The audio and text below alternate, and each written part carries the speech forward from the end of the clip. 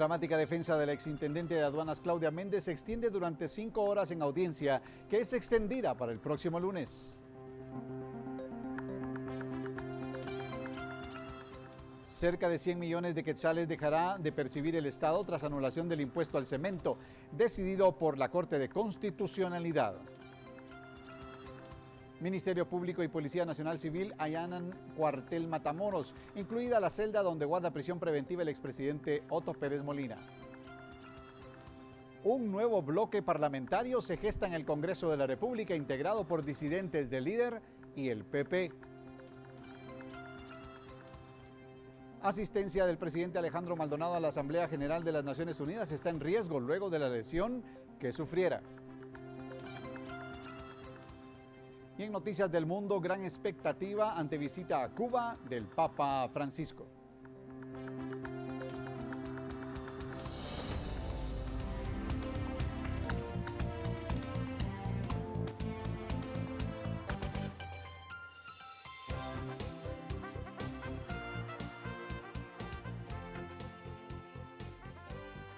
Esta es la emisión estelar de Noticiero Guatevisión, con María Luisa Gómez y Emilio Gracias. Una excelente noche para todos ustedes. Esto es Noticiero Guatevisión y entramos de lleno con la información. La Superintendencia de Administración Tributaria SAT indicó que dejará de percibir cerca de 100 millones de quetzales provenientes del impuesto sobre el cemento, que fue anulado por la alta corte del país.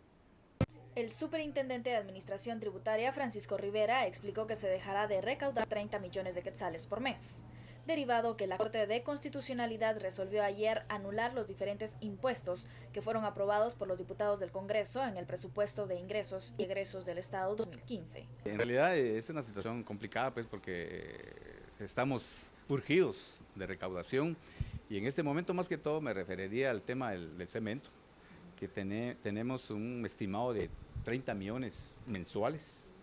Eso implicaría que en lo que resta del año estaríamos dejando de percibir casi 100 millones. Rivera resaltó que el impuesto a las telefonías de 5 quetzales por línea nunca nació a la vida, debido a un amparo que quedó en suspenso. Y en cuanto al impuesto a las minerías, no lo administra la SAT. Sin embargo, tienen destinos específicos. Tengo entendido que de lo que se recauda hay un 1% para las municipalidades y 9% para el fondo común. Entonces, prácticamente lo complicado es de que esos recursos, pues reitero, tienen destino. El superintendente explicó que se dejaría de recaudar octubre, noviembre y diciembre. Estamos reestructurando algunos programas de cobranza, de fiscalización, con las medidas que hemos tomado en los puertos en cuanto a fortalecer el control, pues eso nos va a permitir de alguna manera compensar parte de eso que se va a dejar de percibir. Los amparos planteados contra el presupuesto fueron resueltos por la Alta Corte a 10 meses de aprobado en el Congreso. Por una Guatemala en paz, Verónica Orantes y Rafael Ovalle. Por otro lado, trabajadores que operan en el puerto Quetzal buscan que sea anulado el próximo lunes el contrato de usufructo por 170 millones de dólares. De lo contrario, anuncian nuevos bloqueos.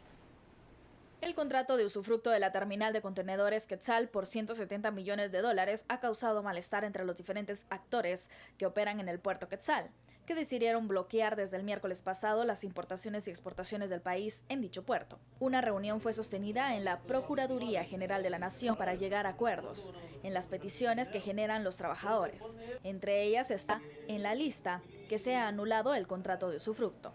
El pueblo josefino, los trabajadores portuarios en conjunto, tramitadores, pilotos, todos los actores del puerto, nos pronunciamos en contra de ese usufructo porque nosotros estábamos claros de que es un acto no solo lesivo, sino que es ilegal. Además, por parte de los transportistas piden que se mejoren los tiempos que permanecen los contenedores. La SAT indicó que buscará mejorar los tiempos. También resaltó pérdidas millonarias en la recaudación derivado de los bloqueos. En este momento no lo hemos contabilizado, pero definitivamente sí hay impacto en el tema de la recaudación. Pues hablemos, se estima un 30, 40, 50 millones diarios en el tema de recaudación. Como primera instancia, lo que en el ámbito de la SAT le corresponde, efectivamente, pues vamos a revisar ante todos los horarios, que nuestro compromiso es de 24 horas en Puerto Quetzal. Y eso es lo que vamos a revisar en este momento para que se esté cumpliendo y eso permita pues que haya una mejor agilización en el puerto. El contrato de usufructo funciona desde el 2012. La Contraloría General de Cuentas y la Procuraduría General de la Nación declararon lesivo dicho contrato. Nosotros como ente asesor y como ente consultor del Estado emitimos un dictamen analizando la legalidad del contrato, no así. Entiendo que es un proyecto de una gran magnitud, un proyecto que beneficiaría a Guatemala. Lamentablemente lo que pudimos observar es que hay algunas normas que no se cumplieron. Carlos Lainfiesta, presidente de la empresa portuaria Quetzal, explicó que la obra está avanzada en un 80%. Si se declarara nula, se podría pagar una indemnización entre 120 y 130 millones de dólares. Que si la empresa no logra solventarlo, debe ser el Estado guatemalteco que cubra ese pago. Los trabajadores indicaron que esperan la nulidad, de lo contrario pues se anuncian nuevos bloqueos. Por una Guatemala en paz, Verónica Orantes y Rafael Ovalle. Y cerca de las 4 de la tarde, el CACIF emitió un comunicado en el que expresa 3 puntos. Entre ellos, resalta que se debe restaurar la actividad en el puerto Quetzal, derivado a que representa el 60% de la carga que se moviliza en el país, que son 700 contenedores diarios. La cúpula empresarial resaltó que accionará legalmente para garantizar que se retomen las labores diarias y que continuarán los esfuerzos para que se transparenten y se hagan más eficientes los procesos. El comunicado fue publicado derivado a que la tarde aún el funcionamiento de la portuaria no se había retomado.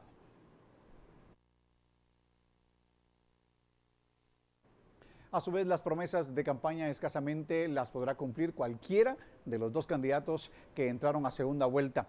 Esto aseguran especialistas en temas fiscales. Miguel Salay nos amplía.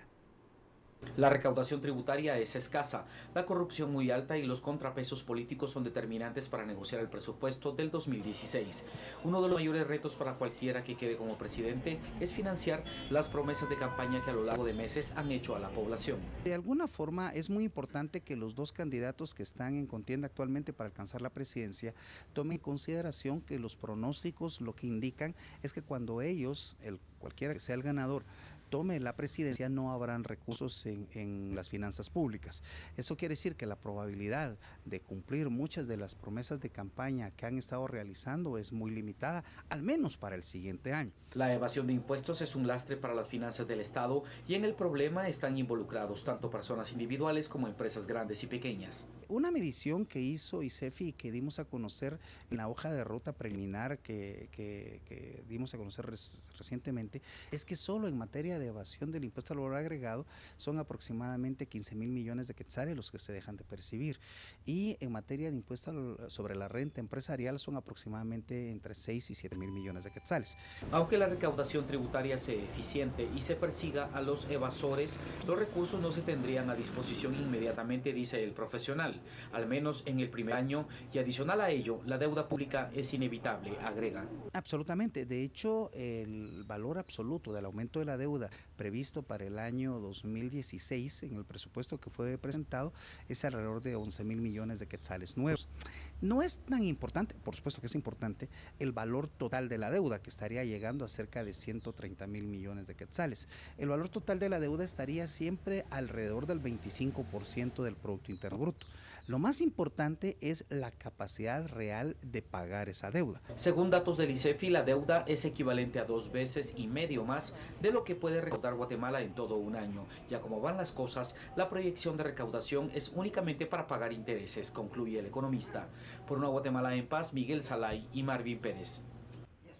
Y tras el ecocidio en el río La Pasión en Sayaché, Petén, y por la cual se vincula directamente a la empresa Repsa, y tras la resolución de una jueza de cerrarla por 6 meses mientras duren las investigaciones, ha generado ya acciones violentas en aquella zona. Ni 24 horas habían pasado de la resolución emitida por el Juzgado B de Primera Instancia Penal de Petén, que ordenó el cierre temporal de la empresa reforestadora de Palma de Petén, S.A. Repsa, sindicada de ser la responsable del ecocidio ocurrido entre los meses de abril y junio, cuando hoy se da el asesinato con arma de fuego de Rigoberto Lima, una de las primeras personas que denunció la contaminación y señaló a la empresa. Él busca apoyo en la ciudad y es quien empieza con el proceso, con el movimiento, quien busca a las organizaciones también sociales para que le den acompañamiento a este tema. Sin embargo, pues hoy lamentamos, ¿verdad?, de que haya sido una de las víctimas mortales en relación. No vamos a decir en este momento quiénes podrán ser los responsables, sin embargo, condenamos el hecho. Otra medida de hecho que ha generado esta resolución se da por parte de trabajadores de la empresa de palma africana Repsa, que entre manifestaciones y la retención de 3 líderes comunitarios que han apoyado en las investigaciones y denuncias, exigen dejar sin efecto la orden de cierre de la empresa, señalando que se quedarán sin empleo. Donde ahí laboramos más de 35.000 a 50.000 personas. Entonces ella le hizo caso a 5 personas, no sabiendo el daño que le iba a causar a toda esta gente que está aquí, pues. No somos 5 ni 3, somos miles de personas que necesitamos empleo. Si ella va a suspender las labores dentro de la empresa o va a cerrar la empresa, que ella nos dé el trabajo, los 6 meses que nosotros vamos a estar sin trabajo. Sin embargo, el director legal del Centro de Acción Legal, Ambiental y Social de Guatemala, Calas, querellante en el proceso, manifestó que esto es una información errónea, queriendo generar distracciones y violencia, ya que la empresa durante este tiempo estará obligada a pagarles a todos sus empleados. En ningún momento, si la empresa cierra, ellos pierden sus derechos laborales. La empresa tiene la obligación laboral de seguir manteniendo los salarios de los empleados y trabajadores, toda vez que no es por culpa de los trabajadores que esta empresa está siendo clausurada. Está siendo clausurada porque se necesitan hacer investigaciones para determinar si se cometió o no un crimen ambiental y por lo tanto tiene la obligación de seguirlo pagando. Para el Grupo Pro Justicia, querellantes adhesivos en el proceso, la situación que se vive en este momento en Sayacché, Petén, es tensa. No solo por las medidas de hecho que se han dado, sino por la falta de recursos que enfrentan miles de familias tras el ecocidio ocurrido, por lo que ahora buscan un resarcimiento por parte de la empresa. Estamos buscando un resarcimiento donde el desarrollo del municipio, pero sobre todo de las comunidades, sea tangible, porque la pobreza y la extrema pobreza y el riesgo de la seguridad alimentaria cada día es latente en esa área. Por una Guatemala en paz, Andrea Domínguez y Diego de Diego Marcos.